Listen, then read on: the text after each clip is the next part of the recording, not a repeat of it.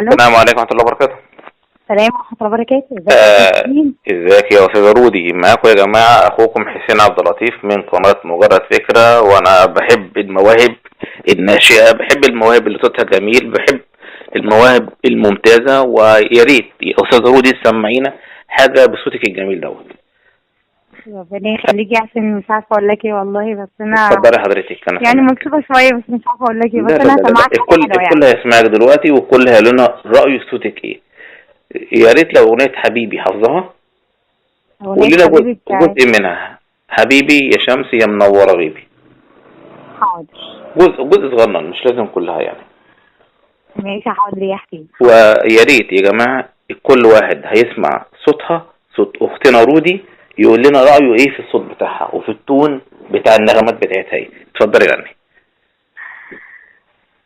يا شمس يا منورة غيبي وكفاية ضيق يا حبيبي، يا شمس يا منورة غيبي وكفاية ضيق يا حبيبي، وعدي يا ليالي وجيبي وانا لاقي زيك يا حبيبي، يا شمس يا منورة غيبي وكفاية ضيق يا حبيبي، وعدي يا ليالي وجيبي ولا لاقي زيك يا حبيبي.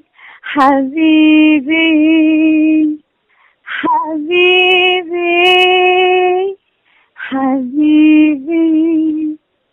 انا بشكرك جدا جدا، وصوتك انا عن نفسي شايفه ما شاء الله جميل جدا ورائع وممتاز، وانا في انتظار رأي المشاهدين، رأي المستمعين.